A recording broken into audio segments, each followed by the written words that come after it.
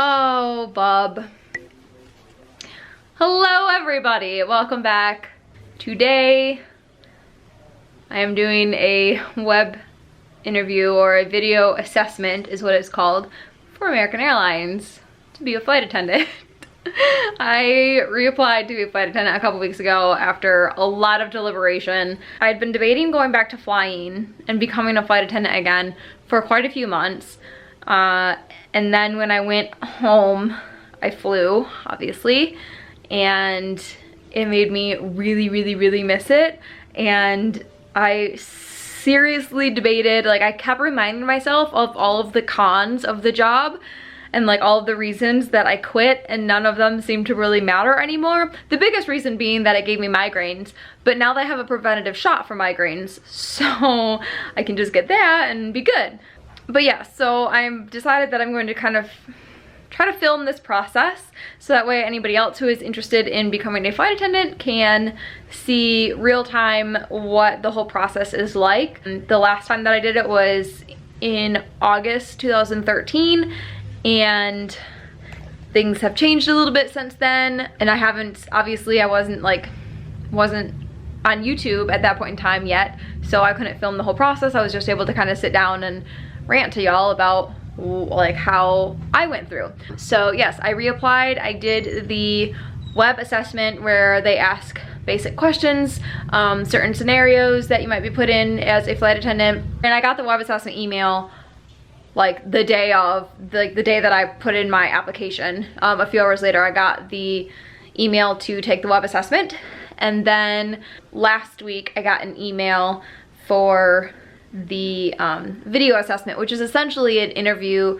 like a web interview. You just follow the link and then it'll ask you a question and you press record when you're ready to answer the question, and that's pretty much it. And then somebody on the other end will eventually review it, and if they like how I responded to the questions, then I will get an invitation for a face-to-face interview. So here we are. I'm about to do the video interview, or the web interview, whatever, and I've got myself looking kind of like flight attendant-ish. I put just a little bit of lipstick on. It looks a lot more in the camera than it actually is in person. It's just like a slight touch. I took out, I do have my, my cartilage pierced right here. I took this out because I don't want any, like, if it shows, I wouldn't want them to be concerned that, like, oh, I would be very against taking that out for whatever reason. So, like, I'm taking anything out, just doing one stud in each ear, a simple necklace. I am wearing a watch to show that I already own a watch, so that won't be an issue. I've got one ring on each hand. Basically, I'm going off of my memory from what our like appearance standards are.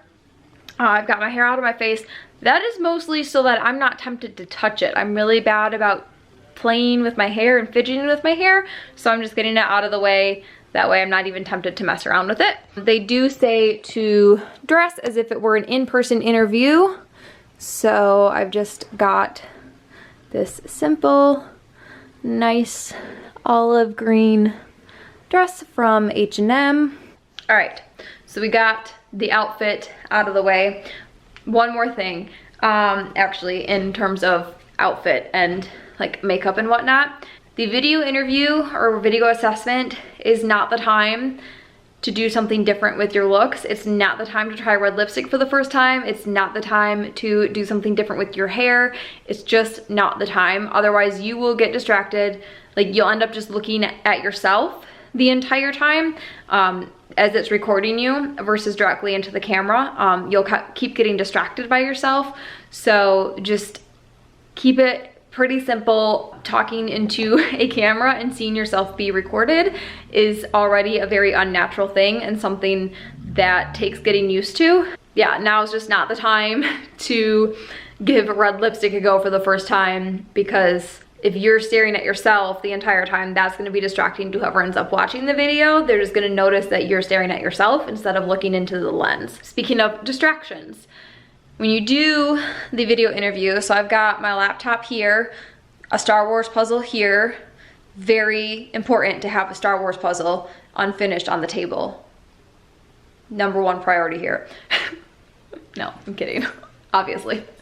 No, so I've got my laptop here, sitting here, a nice blank space gonna be behind me. This might end up getting in the frame a little bit, but it's not gonna be distracting to whoever ends up watching the video or watching your video responses. Try to set yourself up with something in the background that is not going to be distracting for them, so that way whoever is watching them can just focus 100% on you and what your responses are. You can do the web or the video assessment on a laptop or a mobile device or a tablet. The mobile device and tablet is new. That was not a thing in 2013. It was strictly laptop. I am opting to do the laptop again because then there's nothing to hold and there's not gonna be any awkward angles like this. I'm used to doing this, but my arm is already tired and you don't want like the camera to be slowly drifting down while you're doing a response. So I'm just sticking with my laptop. If you don't have a laptop, obviously like tablet, mobile device, you can download the app and do it. So yeah, you want a nice quiet environment. I will be kicking him and him out and turning that off. I have to clean this. Clean what? Okay, well can you do it quickly? Yeah. Before I get started? Yeah. Okay. I'm just waiting for you to stop. Oh, okay. So yeah, you want a nice like quiet environment, not a lot of things in the background, and as little as possible that could potentially interrupt you while you are giving a video response. If something or someone does end up interrupting you, just apologize, I'm sorry about that, and then continue on with your response. Don't make a big huff about it. It's fine, it happens. But yeah, so I'm gonna let Keith clean whatever he's trying to clean, and then I'm gonna sit down and do the video assessment. Well, that was fun. Legitimately gonna be surprised if I get an in-person interview because that was rough. That was really rough. I straight up like totally forgot that you don't get any second chances with this, and there's no like stopping if you mess up and restarting. So I stumbled over my words on the very first question on why I want to be a flight attendant for American Airlines, which I have already been a flight attendant for American Airlines. And on the very first question, I was like, I would love, like, I can't wait to be a flight attendant again because blah, blah, blah, blah, blah. Genuinely went something like that, where I stumbled over my word, and then, like I do when I'm filming, I kind of like shake it out, but when I'm filming, I can edit that out. So yeah, that's interesting. My actual response to that question doesn't start until a solid like 20 or 30 seconds into the recording. So that's super fun. But yeah, so the general setup of the video assessment, it asks you a question twice, it repeats the question twice, and then you get 60 seconds to kind of gather your thoughts, write down any little notes of like key points that you want to hit, and then you have 3 minutes to give your answer. After 60 seconds, it does automatically start recording, but it does have a button that you can push like if you are ready to before 60 seconds. And I think that's where I went wrong. I got cocky and I was like, oh, easy. I've already done this.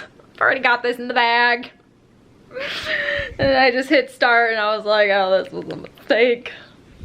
So yeah, like immediately started out with like I had to quit because I used to get migraines. Why? Like why would I? Yeah, so there's that. We'll see if I get the face-to-face interview. If I get the one and down, like, yeah, this is just great.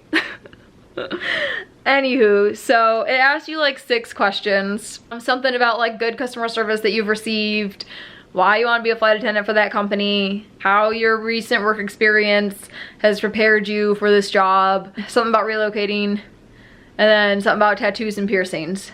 Oh, and then changing schedules, like basically if the schedule doesn't go to plan. So yeah, that was what all the questions were about, and I feel pretty good about the rest of them. Just that first one.